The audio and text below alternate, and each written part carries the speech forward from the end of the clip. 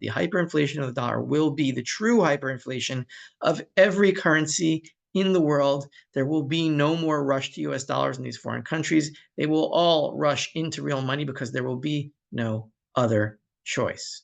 Ludicrous speed! It sounds ludicrous.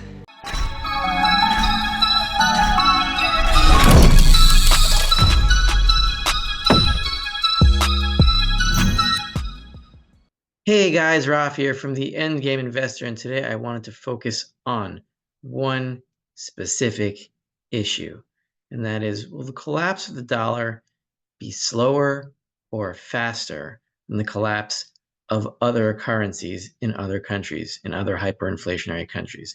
And my contention is that once the hyperinflation begins in the US, it will be over very, very quickly. It will not be drawn out for years as it is in countries like Argentina and Lebanon and Syria and Egypt and other countries that I will show you examples of those in a minute. In the US, it will be much faster. Prepare ship for light speed! No, light speed is too slow. Light speed too slow? Yes, we're gonna have to go right to ludicrous speed. And why is that? Well, the simple answer is that the mechanism that makes hyperinflations drawn out over years and even decades in some countries like in Latin America is what will speed up hyperinflation in the US and make it extremely painful, but extremely quick. Ludicrous speed! Go!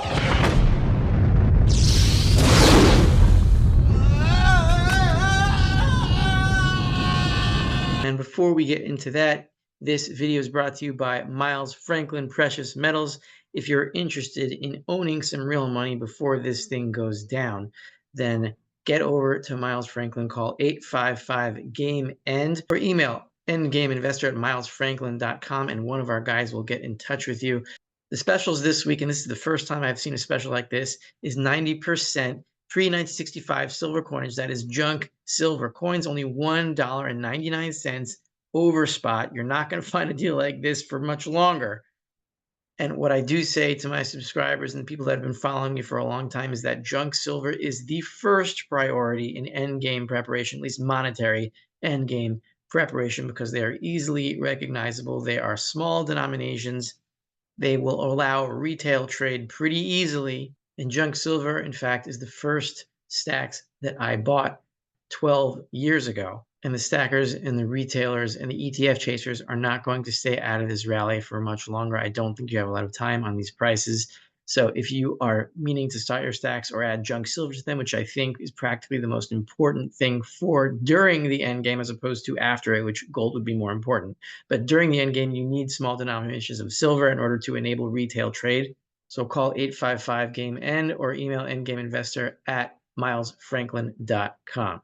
And so why will a dollar hyperinflation happen a lot faster than hyperinflations of other currencies in other countries? Well, think about it this way. When a third world country hyperinflates, what do they do? What do its citizens do? They hoard US dollars. And by hoarding US dollars, they preserve some purchasing power for themselves. And trade basically goes on a drip feed. The economy is on a drip feed. People get slowly poorer and poorer quickly, but not hyper quickly. Wealth gets more and more drained as they become poorer and poorer and poorer, and they hoard more and more US dollars and dump more and more of their local currency that they're paid in. But on the other side of this is the benefit that the US, the United States, especially United States dollar holders and people in the United States who use dollars for their everyday purchases and expenses, they get to export their inflation or the Fed's inflation to those foreign countries that keep them on a drip feed and prevent the system from entirely imploding overnight. This is exactly what is going on in Argentina. It is what is going on in Lebanon, in Syria, in Egypt, in Venezuela, in Iran. I'll show you all these charts. It's all the same thing. The first thing I want to show you is this table from the IMF, those wonderful people at the International Monetary Fund. We can thank them for all of the good that happens in the world. We have here the COFR, the currency composition of official foreign exchange reserves. This is how many of each currency exists in the balance sheets of central banks that are not the Federal Reserve. And we see here that the US dollars, claims in US dollars, are consistently at the top at $6.5 trillion. This represents mostly US treasuries, treasury bills, treasury bonds, treasury notes, 6.5 trillion out of a total of foreign exchange reserves of $11.9 trillion. So this is what they call reserve currency status. The dollar is the currency that is the most in demand by foreign countries. And we see the second is the euro, then the renminbi, then the yen.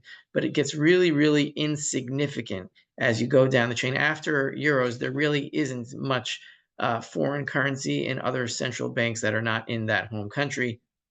And you can see that the Argentinian peso and the Iranian real and the Egyptian pound and all that stuff basically does not exist here. Claims in other currencies, that's all other global currencies, is just $426 billion out of 11.9 trillion. It's insignificant. And so if we look at this chart, this graph first, we can see that the dollar peso exchange rate goes higher and higher and higher. But this is the statutory rate. This is the rate controlled legally by the Argentinian central bank. It is not the black market rate. Or the black market, of course, is the real market. And you see here when Milei was elected, he devalued the official rate from 357 to now 847. It is devaluing on a steady pace again here. And what is happening as the peso is devalued is that the dollar is hoarded more and more and more by the Argentinians, who use it to preserve their savings. And then they exchange it back into pesos when they have to make a purchase, and the peso loses value over time, faster and faster, but at a steady rate here. And so the US gets to export its inflation to Argentina, and that keeps it on a drip feed and alive. And we see here the same thing in Egypt. We see these like cusps, these sudden jumps in the exchange rate. And the reason for this is that, let's say, Egypt wants to maintain a certain exchange rate or a statutory exchange rate with the dollar. And so they sell their foreign exchange reserves in order to strengthen the pound, but then they don't have any foreign exchange. And so they can't make payments for commodities internationally. They can't import commodities, and their entire economy shuts down until they allow the exchange rate to decline over here or rise. It depends on when you want to see it. And we saw here these happening successively in 2022, October 2022, another time in January 2023, and finally here from about 26 pounds per dollar to 48 pounds per dollar. And meanwhile, Egyptians do not use their currency.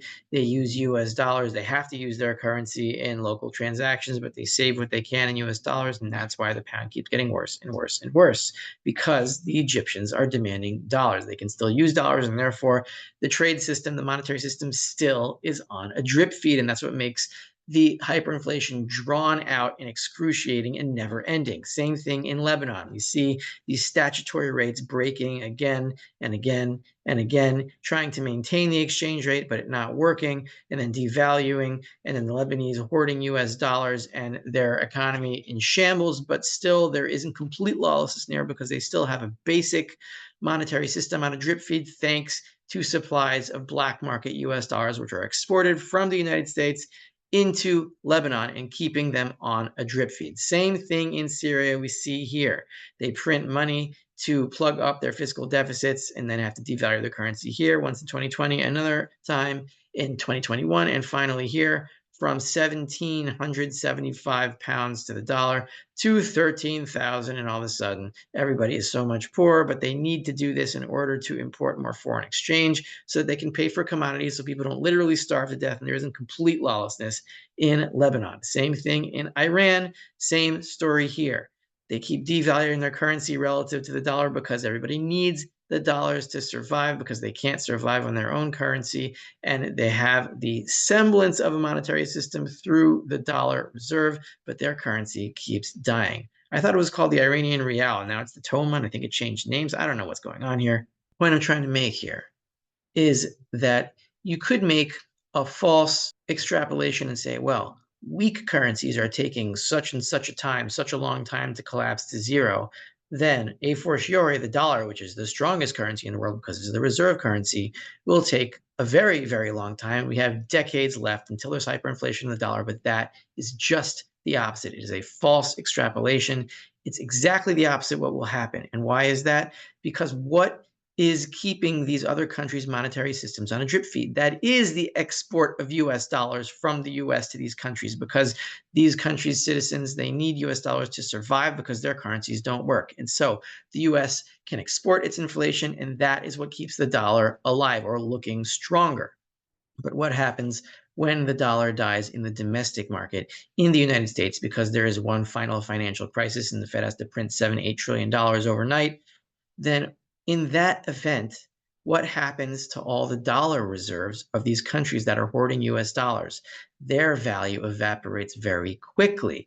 And so what do? They turn around and they take all of their dollar stacks and they send it back to the United States for whatever they can. They sell their treasuries, they sell their dollar cash for whatever real assets they can get. And so the flight to real assets happens not only in the United States, but in other countries that hoard US dollars, right? Remember that when other countries are hoarding US dollars, it's not a flight to real goods. Real hyperinflation is a flight to real goods. It's not a flight to another currency. These hyperinflations in other currencies like Lebanon, Syria, Venezuela, Argentina, it's a flight to US dollars. But when there's a flight from US dollars in the domestic US market, then all of the US dollars that were exported to other countries go back to the United States very quickly. And that makes the hyperinflation in the United States that much quicker, because all the forces that were slowing down the hyperinflation of the US dollars reverse themselves and come back to the United States with a vengeance. Vengeance is. Don't touch! So it's not that the stronger the currency, the longer the hyperinflation lasts. It's that the reserve currency, because it is used in international trade, has a privilege to export inflation until such a time that its currency dies in its domestic market. And then as it is dying, the international market converges on the United States and sends back the dollars in a wave, making the hyperinflation, the flight to real goods in the United States, that much quicker.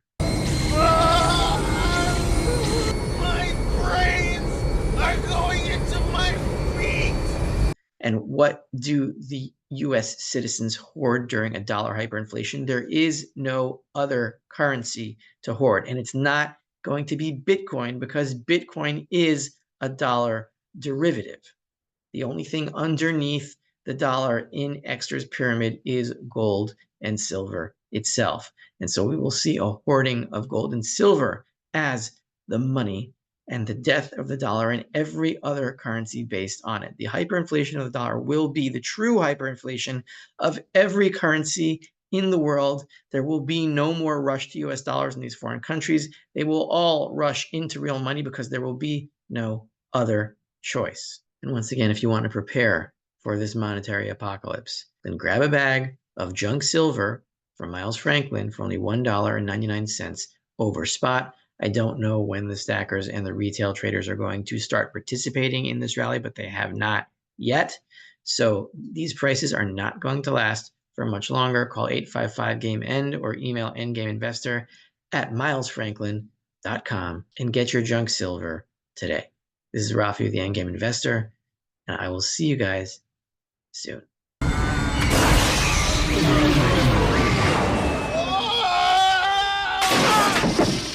Why don't we take a 5-minute break? Very good, sir. Smoke if you got 'em. It sounds ludicrous.